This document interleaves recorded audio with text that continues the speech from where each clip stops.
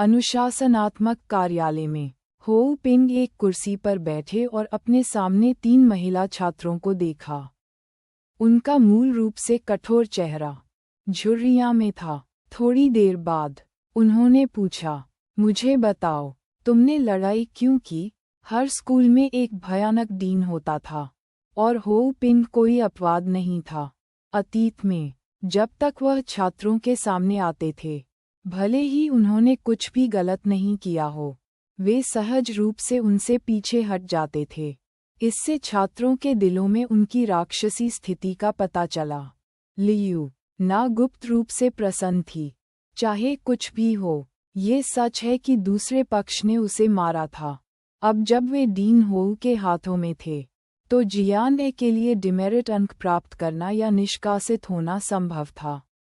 मन में यह विचार रखते हुए और उसके दिल का गुस्सा शांत नहीं हो पा रहा था, उसने तुरंत शिकायत करने की पहल की।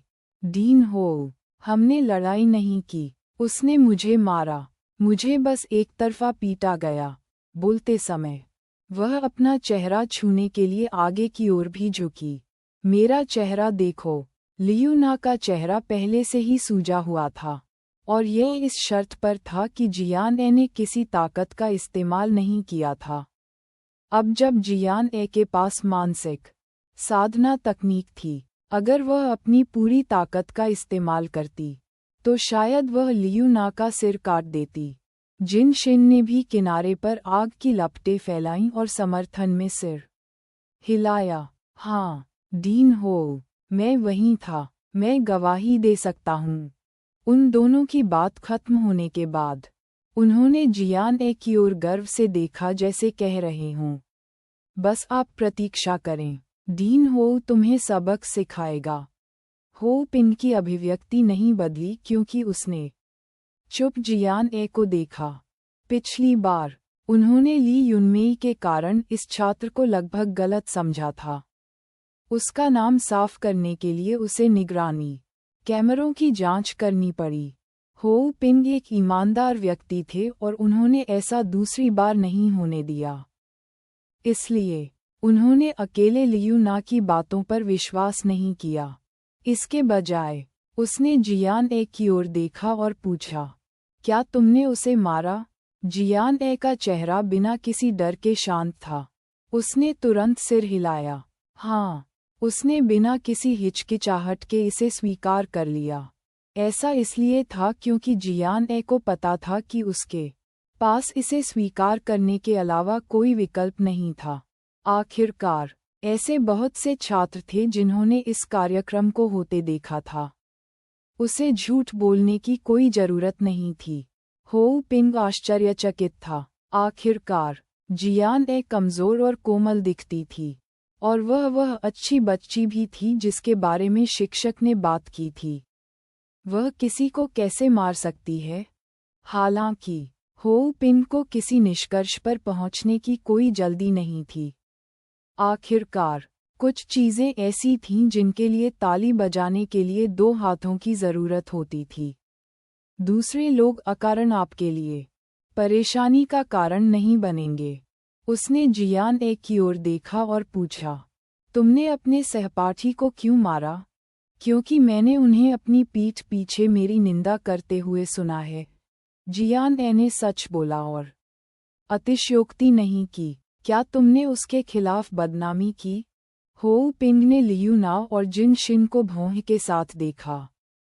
हो पिंग का सामना करते हुए वे दोनों अभी भी थोड़ा डरे हुए थे। वास्तव में वे इतने घबराए हुए थे कि उनमें झूठ बोलने की भी हिम्मत नहीं हुई, और स्वीकृति में बार बार सिर हिलाया।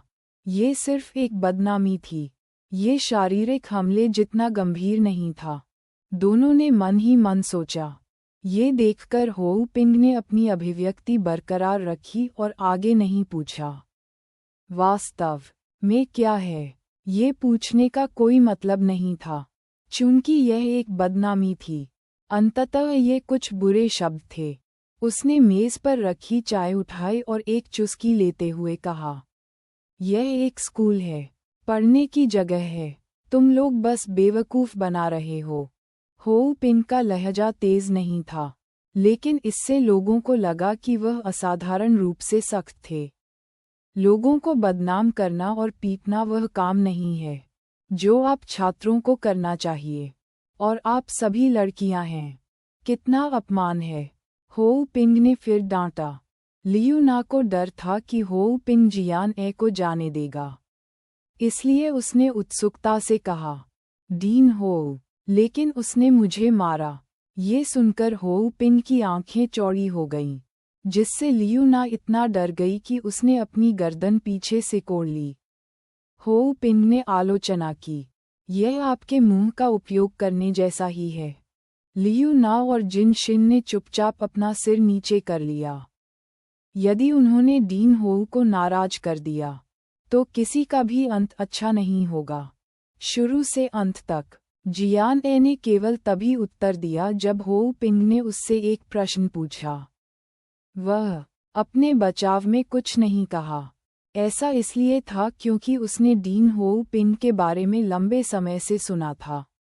हालांकि उनका स्वभाव बहुत खराब था, फिर भी वे एक निष्पक्ष व्यक्ति थे। जियान ए को लगा कि वह इस मामले को निष्पक्ष रूप से संभाल लेंगे। यदि हो पिंग ने उसे एक अवगुण अंक दिया तो सभी को एक अवगुण अंक मिलेगा। हो पिंग उसे सिर्फ एक अवगुण अंक नहीं देगी, इसलिए चाहे परिणाम कुछ भी हो, जब तक वह उचित होगा वह उसे स्वीकार करेगी। अनुशासनात्मक कार्यालय में एक पल का सन्नाटा छा गया। हो पिंग सोच रहा था कि उसे इस मामले से कैसे निपटना चाहिए। आखिरकार जियान ए ने किसी को मारा था और बहुत ध्यान आकर्षित किया था। असर अच्छा नहीं था, हालांकि वह आमतौर पर शरारती लड़कों से निपटता था। अब चूंकि दोनों पक्ष लड़कियां थीं, इसलिए वह निर्दयी होना सहन नहीं कर सका। अगर उन्हें डिमेरिट पॉइंट मिलता है तो इसका असर उनकी आगे की पढ़ाई पर पड़ेगा, विशेष रूप से जियान ए की कठिन पृष्ठभूमि और कड़ी मेहनत को देखते हुए।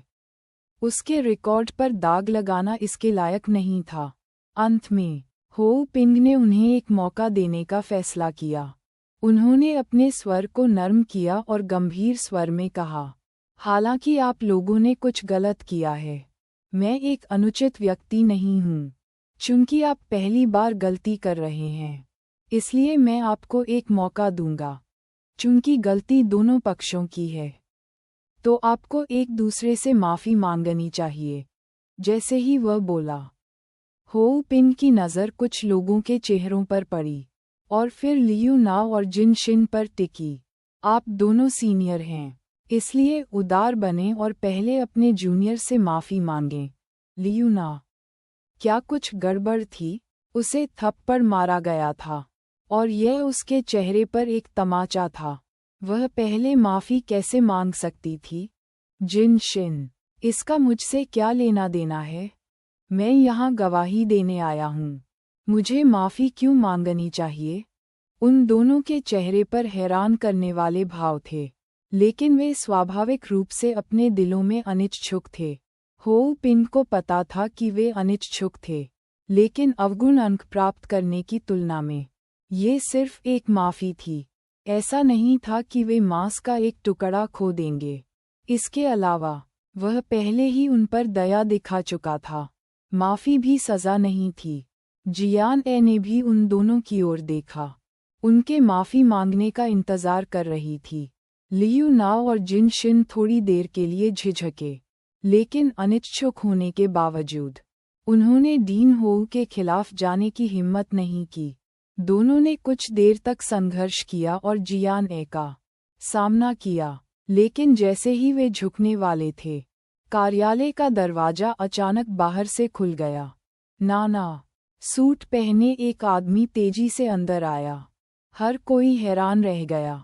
बिना खटखटाए अंदर घुसने की इस तरह की हरकत से हो पिंग और भी अधिक नाखुश थी। उसका चेहरा तुरंत काला पड़ गया। पिताजी, आप यहाँ क्यों हैं? जब उसने देखा कि यह कौन था, तो लियू ना चौंक गई। उसे समझ नहीं आया कि उसके पिता अचानक स्कूल में क्यों आ जाते हैं। जियो गैंग ने मुझे फ़ोन किया और कहा कि तुम्हें स्कूल में पीटा गया था। लियू ना के पिता का नाम लियू दहाई था। वह पतला था और 1.9 मीटर लंबा था। लियू ना का लंबा शरीर स्पष्ट रूप से उसके पिता से विरासत में मिला था। लियू दहाई ने जिस जियो गैंग का उल्लेख किया वह लियू ना का सहपाठी हान झीगांग था। माता पिता दोनों मित्र भी थे। हान झीगांग भी पहले आसपास के छात्रों में से थे। जब उसने देखा कि कैसे लियू ना को उसके 1 साल के जूनियर द्वारा पीटा जा रहा है, तो उसने तुरंत लियू दहाई को इसकी सूचना दी। लियू दहाई, जो पूरे रास्ते स्कूल की ओर भागा, जब उसने अपनी बेटी का सूजा हुआ चेहरा देखा तो उसका दिल दुख गया। हालांकि वह और भी अधिक क्रोधित था। उसने अपनी बेटी को बचपन से ही बिगाड़ दिया था और वह कभी भी उंगली उठाना बर्दाश्त नहीं कर पाती थी। अंत में उसे स्कूल में पीटा गया। लियू ना को भी एहसास हुआ कि उसके पिता आसपास थे। वह उसका समर्थन करेगा। उससे माफ़ी मांगने को कहें। सपने देखते रहो। साउथ सिटी की एक बेचारी लड़की को झुकने और माफ़ी मांगने का क्या अधिकार था? पिताजी, उसने ही मुझे मारा था।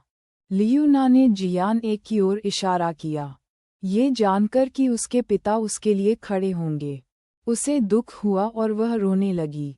उसकी आंखें लाल थीं। उसने मुझे 3 थप्पड़ मारे। मेरा चेहरा सूज गया है और अब भी दर्द हो रहा है। लियू दहाई ने तुरंत अपना सिर घुमाया और जियान ए को अपनी बेटी के हाथ का पीछा करते हुए देखा। जियान ने, उसने भी अपना सिर उठाया और बिना किसी डर के उसकी आंखों में देखा। उसकी आंखें साफ थीं, उनमें कोई अशुद्धियां नहीं थीं और डर का कोई निशान नहीं था। उसकी निगाहें लियू दहाई से पूछती दिख रही थीं। क्या बात है? जियान ए की निगाहों ने लियू दहाई को नाराज कर दिया। हालांकि वह अभी भी वयस्क था और अपनी भावनाओं को नियंत्रित कर सकता था। यद्यपि वह क्रोधित था, फिर भी वह वास्तव में एक 14 वर्षीय लड़की को सबक नहीं सिखा सका। लेकिन इसका मतलब यह नहीं कि कोई अन्य समाधान नहीं था। उसे अपनी बेटी का बदला लेना ही होगा। उस समय हो पिन को हल्की खांसी हुई और उसने लियू दहाई को अप्रसन्नता से देखा।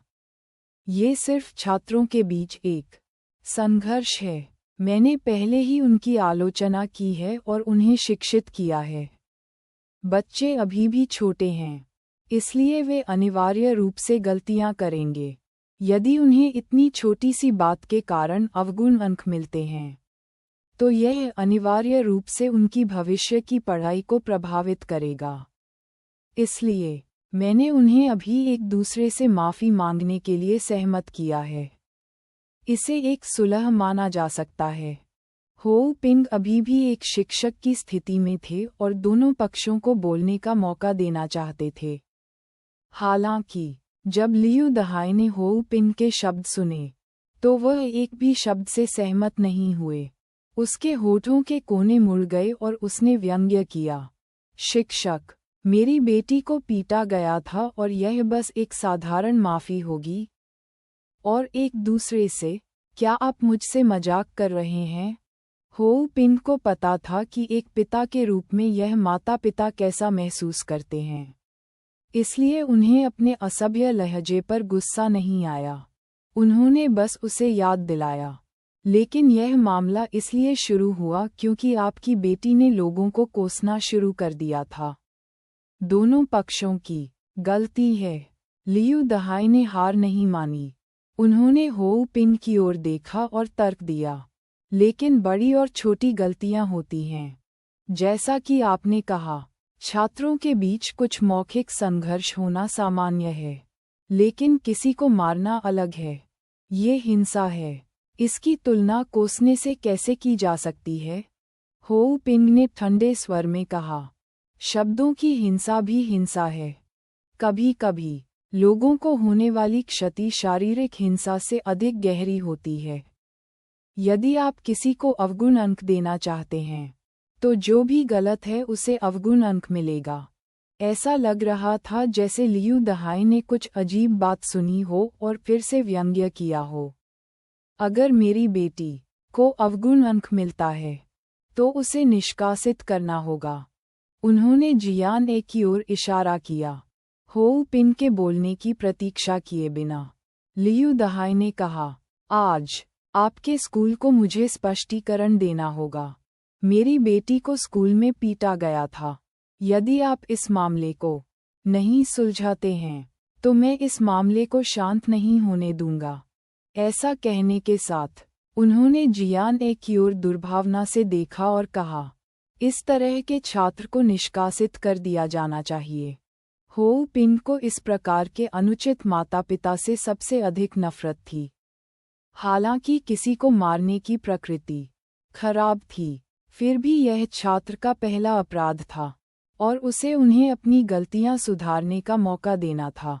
हर बार मुंह खोलने पर वह छात्र को बाहर निकालना चाहता था। वह दूसरों की भावनाओं पर विचार नहीं करता था और केवल खुश रहना चाहता था। जियान ए चुप रहा, जिससे हो पिंग ने मन ही मन सिर हिलाया। जब आप कोई गलती करते हैं तो ऐसा ही होना चाहिए। आपको इसे बहादुरी से स्वीकार करना चाहिए। बहस नहीं करना चाहिए, रोना नहीं चाहिए और कमजोर नहीं होना चाहिए। आपके पास रीढ़ की हड्डी होनी चाहिए और जिम्मेदारी लेनी चाहिए। लियू दहाई और लियू ना की तुलना में उसके दिल का पैमाना पहले से ही जियान ए की ओर झुक रहा था।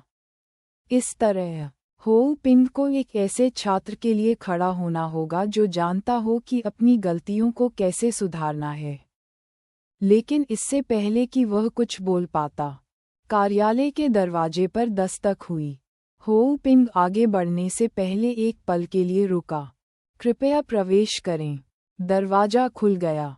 जी हाओयू ने फ्लिप फ्लॉप और शॉर्ट्स पहने हुए थे। उन्होंने सफ़ेद टी शर्ट और धूप का चश्मा पहन रखा था। इस समय अंततः जियान ए के चेहरे पर अभिव्यक्ति में एक स्पष्ट बदलाव आया। उसकी आंखें खुली हुई थीं। अगर वह कुछ और ताकत लगाती तो उसकी आंखें उड़ जातीं। वह यहाँ क्यों है? नहीं। वह यहाँ क्या कर रहा है? नहीं। वह यहाँ क्यों है? जियान ए के सिर पर एक बड़ा प्रश्न चिन्ह था। जी हाओयू की अचानक उपस्थिति ने उसे आश्चर्यचकित कर दिया। जब जी हाओयू ने उसकी अभिव्यक्ति देखी तो उसकी आंखें अवचेतन रूप से उपलब्धि और खुशी की भावना से भर गईं। यह ऐसा था मानो जियान ए की अभिव्यक्ति जितनी अधिक अतिरंजित थी, वह उतना ही अधिक खुश था। छोटी लड़की, मैं तुम्हें बचाने के लिए यहाँ हूँ। क्या आप प्रभावित हुए हैं? इस विचार को मन में लेकर जी हाओयू चुपचाप कार्यालय में दाखिल हुआ। लियू नाओ और जिन शिन ने भी जी हाओयू को पहचाना। क्या यह वह सुंदर लड़का नहीं था जिसने दोपहर के समय कैफेटेरिया में सनसनी फैला दी थी? उन दोनों ने जी हाओयू के असाधारण रूप से सुंदर चेहरे को देखा और एक पल के लिए स्तब्ध रह गए। वे उससे नजरें नहीं हटा पा रहे थे। दोपहर के समय वे केवल दूर से ही देखते थे। अब जबकि वे इतने करीब थे, वह और भी अधिक सुंदर लग रहा था। इतना ठंडा। उनकी मुग्ध आत्माएं उनके दिलों में पागलपन से चिल्ला रही थीं।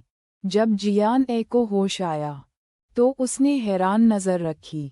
हालांकि उसकी नज़र जी हाओयू पर टिकी हुई थी। सोच रही थी कि वह क्या कर रहा है। सबकी निगाहों के नीचे जी हाओयू जियान ए के पास चला गया। फिर वह धीरे से जियान ए के कान में झुका और ऐसी आवाज में फुसफुसाया जिसे केवल वे दोनों ही सुन सकते थे। क्या मैंने नहीं कहा कि हम किस्मत में हैं?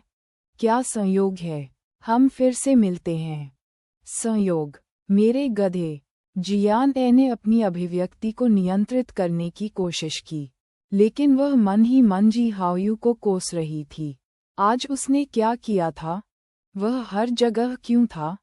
हो पिंग ने अपने नाक के पुल पर चश्मा समायोजित किया।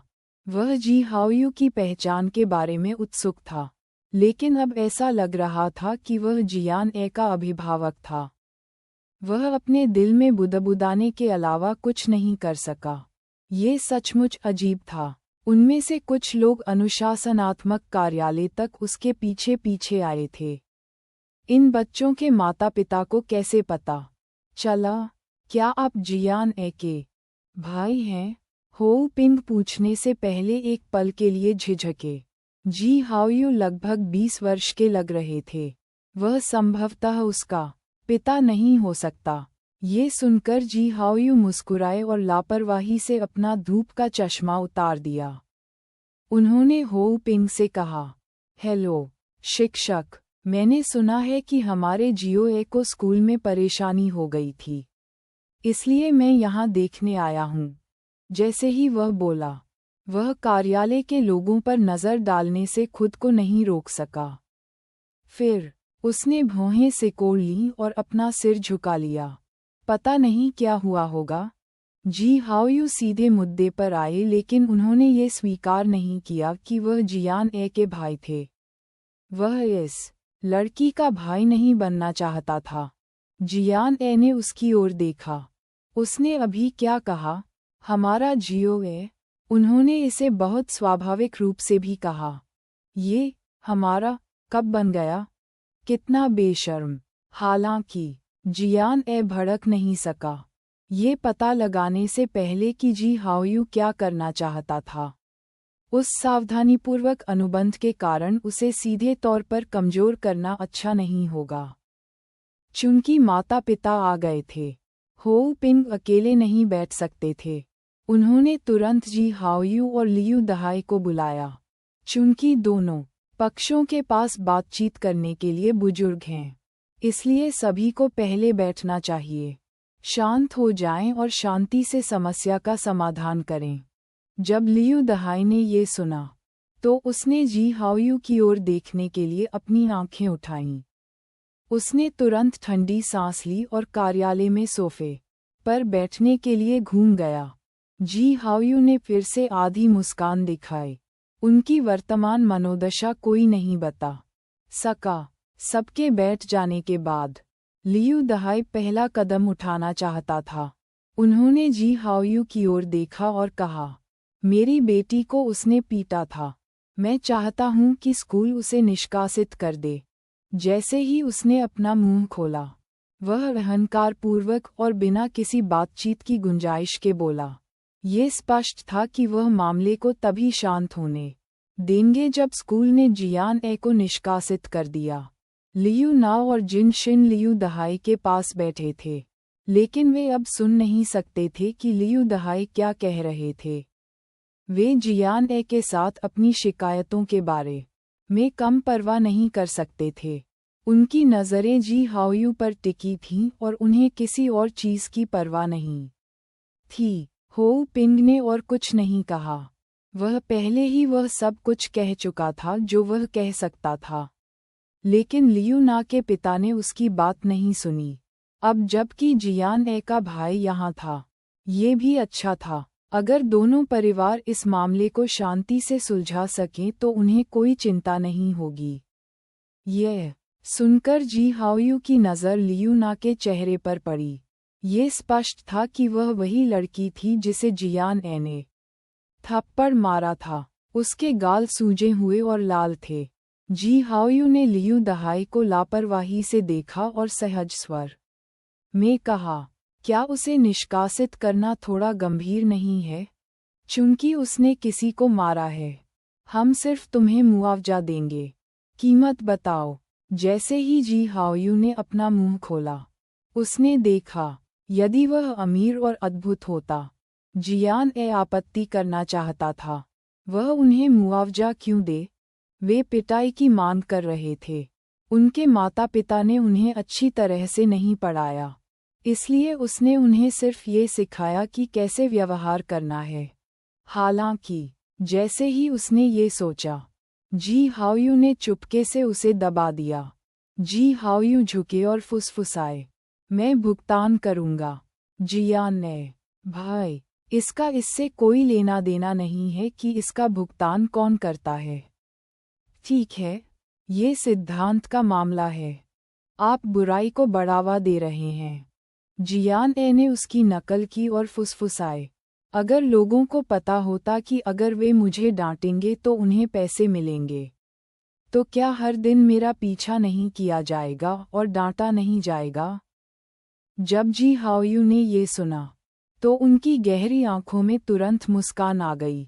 उसने जियान ए की ओर इस भाव से देखा कि उसे चिंता करने की जरूरत नहीं है, ये ठीक है, आप बस उन्हें मार सकते हैं, मैं भुगतान करूंगा। जियान ने, क्या यह व्यक्ति मूर्ख था? उन दोनों के बीच की छोटी सी बातचीत और आंखों का संपर्क वास्तव में लियू दहाई की आंखों को चोट पहुंचाता है, जिससे उन्हें नीची दृष्टि से देखे जाने से हार का एहसास होता है। उसने सीधे तौर पर उनकी नज़रों और फुसफुसाहटों के आदान प्रदान को बाधित किया। उन्होंने जी हाओयू की ओर अमीर और दबंग स्वर में देखा और कहा, मुआवजा? क्या मैं किसी ऐसे व्यक्ति की तरह दिखता हूँ जिसके पास पैसे की कमी है? मैं आज स्कूल से उसे निष्कासित कर दूंगा। जी हाओयू ने मुस्कुराते हुए लियू दहाई की चिड़चिड़ी अभिव्यक्ति को देखा। ऐसा लग रहा था मानो वह किसी क्रोधित बंदर को प्रदर्शन करते हुए देख रहा हो। अंत में उसने हल्के से सिर हिलाया। तुम्हारे पास पैसे की कमी नहीं है, तो फिर तुम कौन सी कंपनी से हो? मुझे इसके बारे में बताओ ताकि मैं अपना ज्ञान बढ़ा सकूं। जैसे ही उन्होंने बात की, जी हाओयू की आंखों के भाव बदल गए। जो लोग उन्हें नहीं जानते थे वे यह महसूस नहीं कर पाएंगे कि वह अपना आपा खोने की कगार पर थे, लेकिन जो लोग उन्हें अच्छी तरह से जानते थे वे जानते थे कि यद्यपि यंग मास्टर जी का परिवर्तन सूक्ष्म था और इसका पता लगाना कठिन था, लेकिन ये संकेत देता था कि कोई पीड़ित होने वाला था, और परिणाम बहुत गंभीर थे। जब लियू दहाई ने ये सुना, तो वह तिरस्कारपूर्वक हंसने के अलावा कुछ नहीं कर सका। उसने अपना सिर थोड़ा ऊपर उठाया और कृपालु भाव से उनकी ओर देखा। क्या आपने ब्लूसी निर्माण सामग्री के बारे में सुना है? लियू दहाई बैयून शहर में एक निर्माण सामग्री कंपनी के प्रभारी थे। भूमि उद्योग के विकास के कारण निर्माण सामग्री उद्योग का भी उदय हुआ। लियू दहाई की ब्लूसी कंस्ट्रक्शन मटेरियल्स ने भूमि उद्योग के प्रभाव को उधार लेकर कुछ ही वर्षों में अपना नाम बना लिया था। पिछले 2 वर्षों में उन्होंने बैयून के रियल एस्टेट उद्योग की अग्रणी कंपनी जियान ग्रुप के साथ सहयोग किया था। हालांकि अभी तक उनके बीच गहरे संबंध नहीं बने थे, लेकिन यह एक अच्छा संकेत था। लियू दहाई की कुल संपत्ति करोड़ों युआन में थी। इस गति के साथ ये केवल समय की बात है कि उसकी कुल संपत्ति 100 मिलियन युआन से अधिक हो जाएगी। भले ही लियू ना की पारिवारिक पृष्ठभूमि की तुलना जिया किंगहुआन से नहीं की जा सकती, जो एक प्रतिष्ठित परिवार से थी, फिर भी एरजोंग जैसे स्कूल में यह औसत से ऊपर थी। जी हाओयू ने स्वाभाविक रूप से पहले ब्लूसी निर्माण सामग्री के बारे में सुना था। वह अपनी भौहें ऊपर उठाकर सिर हिलाए बिना नहीं रह सका। इस मूर्ख के पास वास्तव में अहंकारी होने के लिए कुछ पूंजी थी। जी हाओयू की अभिव्यक्ति देखकर लियू दहाई को पता चल गया कि जी हाओयू ने उनकी कंपनी के बारे में सुना है। तुरंत ही उसे गर्व महसूस हुआ। अगले सेकंड में जी हाओयू ने अचानक अपना फ़ोन निकाल लिया। इसे चालू करने के बाद उसने तुरंत एक नंबर ढूंढा और उसे डायल किया। सचिव वांग, बैयून शहर में ब्लूसी कंस्ट्रक्शन मटेरियल्स नामक एक कंपनी है। मैं आधे घंटे के भीतर इस कंपनी के दिवालिया होने की खबर सुनना चाहता हूँ। इतना कहकर जी हाओयू ने फ़ोन रख दिया। लियू दहाई की स्तब्ध अभिव्यक्ति को न देखते हुए जी हाओयू सोफे पर आलस्य से झुक गया। जियान ए की ओर देखा और कुछ हद तक गर्व के साथ कहा, ये सब आपकी वजह से है कि मैंने दोपहर का खाना भी नहीं खाया। जियान ए अवाक था। इसका मुझसे क्या लेना देना है? ये सब इसलिए है क्योंकि आप नासमझ हैं। लियू दहाई वापस होश में आए और झटके से सोफे से खड़े हो गए। उसने जी हाओयू की ओर देखा और चिल्लाया, अभी उन शब्दों से आपका क्या मतलब था?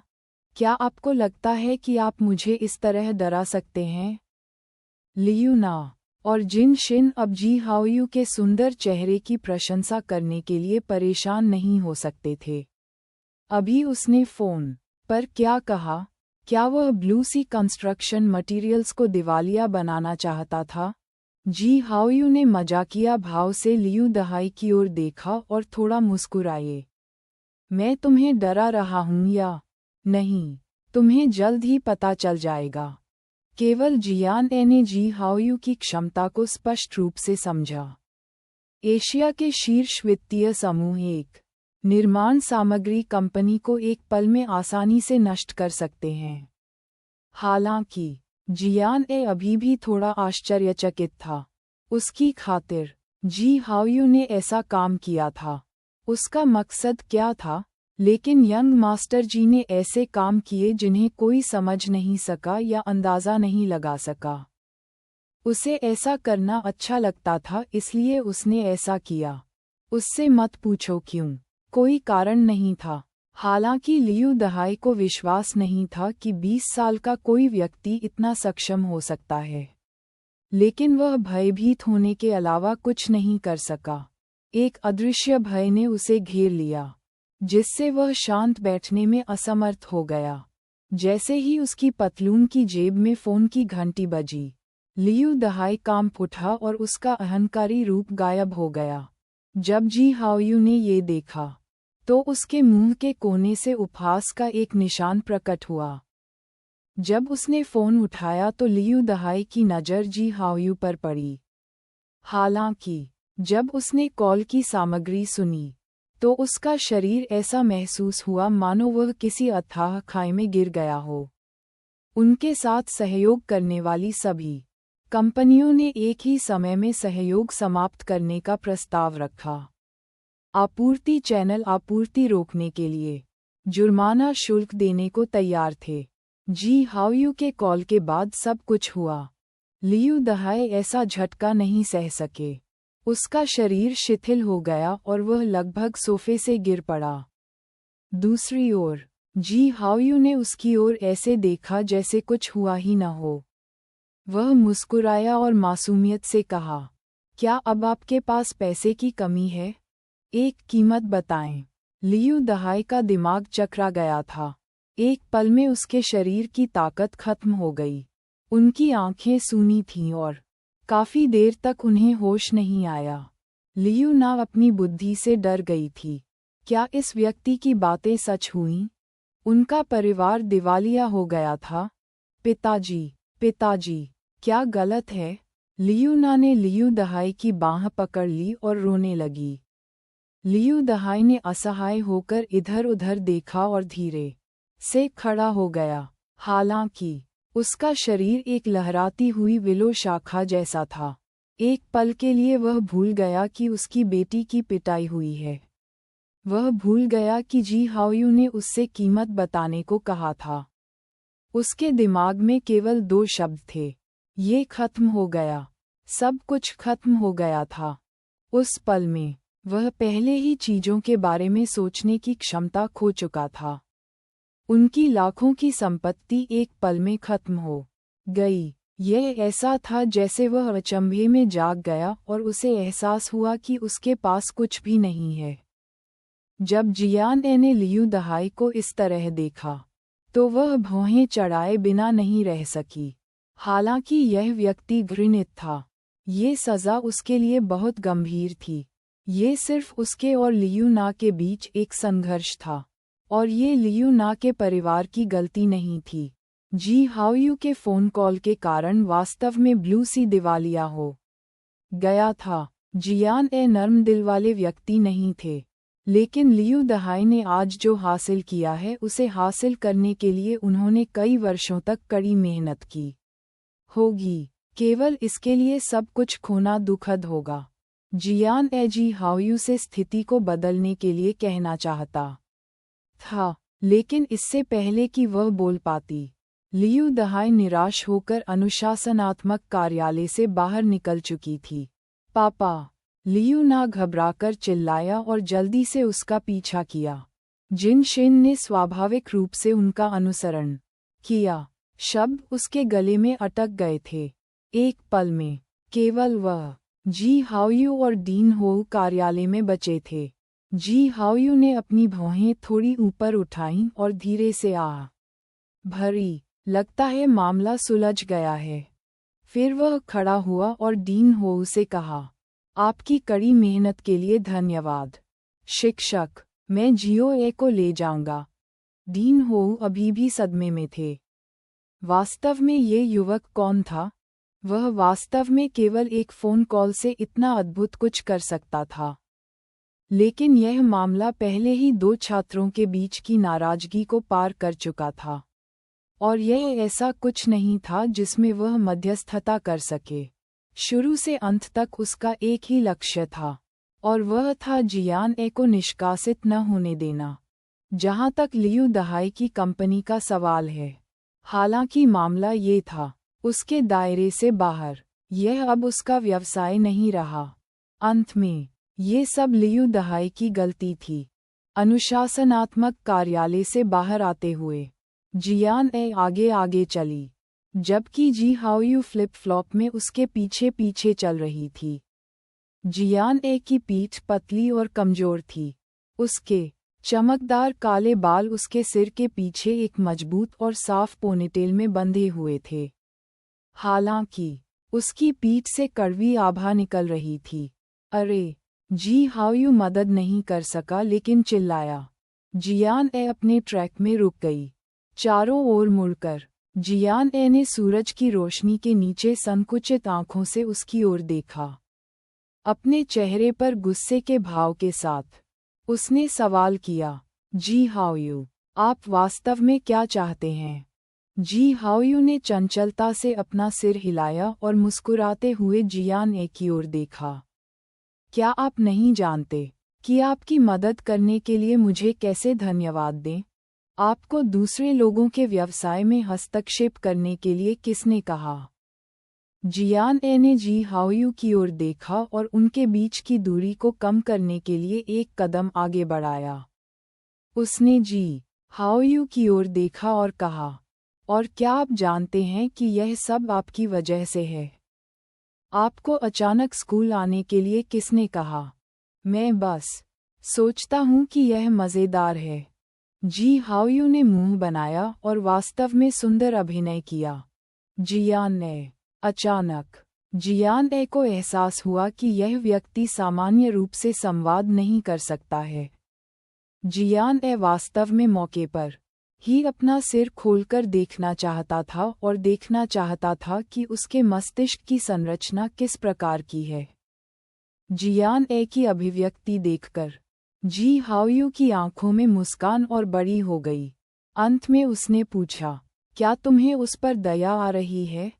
ये सुनकर जियान ए चकमा दे गया। वह जानती थी कि लियू दहाई दया करने वाला व्यक्ति नहीं है। उसे बस यही लगा कि उसे सज़ा मिलनी चाहिए, लेकिन ये सज़ा बहुत कड़ी थी। भले ही जियान ए ने कुछ नहीं कहा, जी हाओयू को पता था कि वह क्या सोच रही थी। वह तुरंत मुस्कुराया। अगर इससे दर्द या खुजली नहीं होती है, तो इसे सज़ा नहीं माना जाता है। ये सुनकर जियान ए ने अपना चेहरा उठाया। उसकी त्वचा सूरज की रोशनी में चमक रही थी, लेकिन उसकी आंखों में एक जलती हुई जिद थी। मैं आपके काम करने की शैली पर टिप्पणी नहीं करना चाहता, लेकिन अंत में आपने मेरे लिए ये किया, इसलिए मुझे आपसे असहमत होने का अधिकार है। जियान ए की गंभीर अभिव्यक्ति को देखते हुए जी हाओयू अचानक हंसे और स्पष्ट रूप से कहा, तुम्हें इसका अधिकार नहीं है, क्योंकि मैंने तुम्हारे लिए यह नहीं किया। ये केवल मेरी खुशी के लिए था। जियान ए का चेहरा सख्त हो गया। ये जी हाओयू बस उसकी दास्ता थी। दुनिया में उसके जैसा कोई कैसे हो सकता है? उसे बहुत पहले ही देख लेना चाहिए था। शुरू से ही वह ऐसा व्यक्ति था जो केवल अपनी भावनाओं की परवाह करता था और केवल वही करता था जो वह चाहता था। जिस क्षण से उसने बेवजह उसकी माँ को याओची का महाप्रबंधक बना दिया। उसे उसकी बात समझ लेनी चाहिए थी। जियान ए ने अपने होंठ भींचे, लेकिन उसे जवाब देने के लिए कोई उपयुक्त शब्द नहीं मिला। जी हाओयू के सुंदर चेहरे को देखते हुए जियान ए ने आखिरकार अपने दांत पीस लिए और 2 शब्द बोले, आप जीत गए। इतना कहकर वह मुड़ी और बिना पीछे देखे तेजी से चली गई। जी हाओयू बहुत अच्छे मूड में थे। वह जियान ए की पीठ पर चिल्लाया, अरे, मैंने अभी तक खाना नहीं खाया है। क्या तुम मुझे खाना नहीं खिलाओगे? जियान ए ने बिना पीछे देखे अपना हाथ लहराया। बकवास खाओ। ये सुनकर जी हाओयू न केवल क्रोधित नहीं हुए, बल्कि उनकी मुस्कान विशेष रूप से उज्ज्वल थी। यह ऊपर के सूरज से भी अधिक चमकदार था। जियान ए कक्षा में लौट आया। दोपहर का पहला पाठ खत्म हो चुका था। तुम कहाँ गए थे? तुम्हारी हिम्मत कैसे हुई महान संत की कक्षा छोड़ने की? जिया किंगहुआन ने जल्दी से जियान ए को खींचा और पूछा। गुआन ताओ भी करीब आ गया। दोपहर में उन्होंने कई अफवाहें सुनी थीं। ये देखकर कि जियान ए अच्छी नहीं दिखती, वे चिंता किए बिना नहीं रह सके कि क्या वह उन अफवाहों से प्रभावित हुई थी और इस तरह पहला पाठ चूक गई थी। जियो ए, क्या तुम ठीक हो? गुआन ताओ ने चिंता से पूछा। उसने अफवाहों का उल्लेख करने की हिम्मत नहीं की। जियान ए नहीं चाहती थी कि उसकी दोस्त को चिंता हो, इसलिए वह मुस्कुराई और अपना सिर हिलाया। ये ठीक है। डीन होऊ ने मुझे चाय पीने के लिए आमंत्रित किया। मैं बाद में महान ऋषि को समझाऊंगा। डीन होऊ? जिया क्विंगहुआन हैरान था। वह अनुशासनात्मक मास्टर था, पूरे स्कूल में सबसे अधिक भयभीत व्यक्ति था। क्या हुआ? आप किस मुसीबत में पड़ गए? जिया क्विंगहुआन, उसने अपनी आवाज़ धीमी की और पूछा। जियान ए को पता था कि इस मामले को छिपाकर नहीं रखा जा सकता, लेकिन वह स्पष्टीकरण नहीं देना चाहती थी। जी हाओयू के चेहरे के बारे में सोचते ही उसके सिर में दर्द होने लगा। किंगहुआन, पूछना बंद करो। जियो ए स्वचालित रूप से वह साझा करेगी जो वह कहना चाहती है। गुआन ताओ ने जिया किंगहुआन के कपड़े खींचे और धीमी आवाज में कहा। जिया किंगहुआन ने सिर हिलाया और जियान ए की ओर देखा। उसने कहा, ओह हाँ, जियो ए, मैं आज दोपहर गणितीय ओलंपियाड के लिए नाम सूची संकलित कर रही थी। क्या तुमने नहीं कहा कि तुम भाग लेने जा रहे थे? तुम आज दोपहर वापस नहीं आए, इसलिए मैंने तुम्हें साइन अप कर लिया। जियान ए ने सिर हिलाया और पूछा, और किसने साइन अप किया? लिन यी और गाओ यांग। ये कहने के बाद जिया क्विंगहुआन अपनी आंखें घुमाने के अलावा कुछ नहीं कर सकी, और जियान यी किंगहुआन की अभिव्यक्ति देखकर जियान ए हंसने के अलावा कुछ नहीं कर सका। लिन यी के अलावा जिया किंगहुआन ने इस वर्ग में जियान यी को सबसे अधिक नापसंद किया। शायद ऐसा इसलिए था क्योंकि उनके बीच चुंबकीय क्षेत्र सही नहीं था। भले ही जियान यी ने उसे कभी नाराज नहीं किया था, जिया क्विंगहुआन ने उसे कभी पसंद नहीं किया था। क्या आप दोनों साइन अप नहीं करने जा रहे हैं? जियान ए ने गुआन ताओ और जिया क्विंगहुआन से पूछा। जिया क्विंगहुआन ने आह भरी, फिर एक कड़वी मुस्कान प्रकट की। मैं भाग लेना चाहता हूँ, लेकिन मेरे पास समय नहीं है। मुझे दोपहर में स्कूल के बाद प्रोडक्शन टीम में शामिल होना है। हाल ही में मेरे पास सप्ताहांत के लिए भी समय नहीं है। जियान ए ने समझ में सिर हिलाया। हालांकि किंगहुआन के परिणाम अच्छे थे, अब उसकी प्राथमिकता अपना पहला नाटक पूरा करना था। गुआन ताओ की भी कड़वी अभिव्यक्ति थी। मेरे बारे में भूल जाओ, मेरा जाना बर्बादी होगी। वास्तव में गुआन ताओ वास्तव में इसे आजमाना चाहता था। आखिरकार कॉलेज प्रवेश परीक्षा के लिए बोनस अंकों का प्रलोभन बहुत बढ़िया था। हालांकि गुआन ताओ केवल कुछ विषयों में ही अच्छा था। उसके गणित, भौतिकी और रसायन विज्ञान के ग्रेड आदर्श नहीं थे। जब उसने अच्छा प्रदर्शन किया तो वह औसत से ऊपर अंक प्राप्त कर सकी, लेकिन अधिकांश समय वह मुश्किल से ही ऐसा कर पाए। हर परीक्षा में उसके हमेशा शीर्ष स्थान पर रहने का कारण ये था कि वह अपने ग्रेड बढ़ाने के लिए लिबरल आर्ट्स में अपने पूर्ण अंकों पर भरोसा करती थी। हालांकि उसके विज्ञान के परिणाम आदर्श नहीं थे, लेकिन ये बहुत भयानक भी नहीं थे। जियान ए और गुआन ताओ एक दूसरे को सबसे अच्छे से समझते थे। उसकी बातें सुनकर जियान ए उसे एक आरामदायक मुस्कान देने से नहीं रोक सका। गुआन ताओ को अचानक कुछ याद आया और उसने ताली बजाई। उसने जियान ए की ओर देखा और कहा, ओह ठीक है जियो ए, मैं तुम्हें बताना भूल गई, मैंने एक घर खरीदा है। आपने खरीदा? जियान ए खुश था। आपने इसे किस जगह से खरीदा? अंकल वू ने जियान ए के परिवार को विध्वंस के बारे में बताया था। इसलिए स्वाभाविक रूप से, चूंकि जियान ए और गुआन ताओ एक साथ बड़े हुए थे और दोनों परिवारों के बीच हमेशा अच्छे संबंध थे, जियान ए ने गुआन ताओ को साउथ सिटी के विध्वंस के बारे में बताया और उसे अपने माता पिता को बताने के लिए कहा। इसे खरीदना है या नहीं, यह उनका निर्णय होगा, लेकिन उन्होंने सचमुच इसे खरीद लिया। जोंगलू जिला, गुआन ताओ ने धीमी आवाज में कहा। पहले तो हमारा परिवार इतना पैसा नहीं निकाल सका। इसके अलावा मेरे माता पिता को यकीन नहीं था कि विध्वंस का मामला असली था या नकली। लेकिन फिर कुछ समय पहले मेरे पिता टोफू खरीदने के लिए अंकल वू के घर गए। जब आसपास कोई नहीं था तो उन्होंने पूछने का अवसर लिया। अंकल वू ने कुछ भी नहीं छिपाया और मेरे पिता को सब कुछ बताया। तब जाकर मेरे पिता को इस पर विश्वास हुआ। ये सुनकर जियान ए ने सिर हिलाया। आखिरकार वयस्क हम बच्चों के बीच की बातों पर एक बार में विश्वास नहीं करेंगे, और यह बहुत बड़ी बात है। लेकिन आप घर खरीदने के बाद पैसा कमाएंगे। एक बार साउथ सिटी ध्वस्त हो जाने के बाद संपत्ति की कीमतें सबसे पहले पड़ोसी जोंगलू जिले में बढ़ेंगी।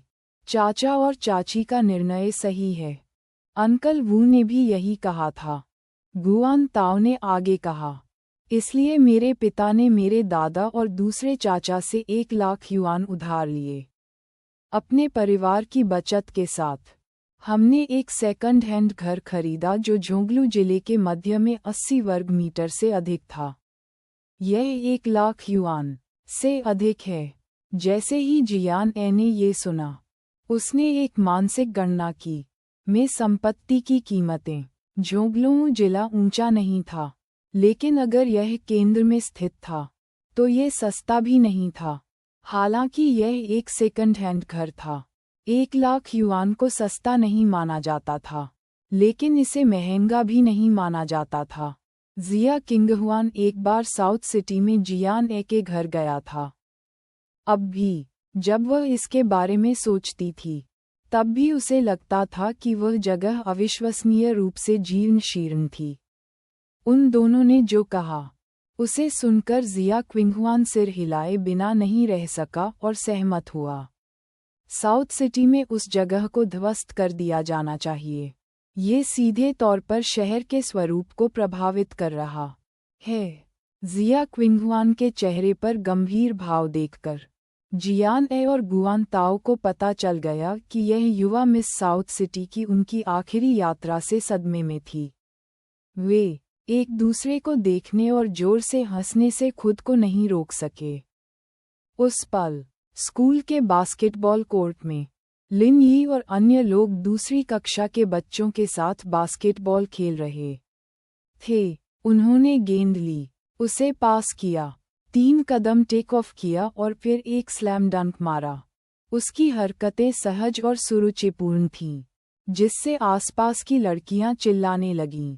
बात सिर्फ इतनी थी कि लिन यी के चेहरे पर अब उसकी सामान्य धूप वाली मुस्कान नहीं थी। इसके बजाय उसका चेहरा सीधा था उसकी आंखें जटिल भावनाओं से भरी हुई थीं, और उसके चारों ओर अवसाद का स्पष्ट संकेत था।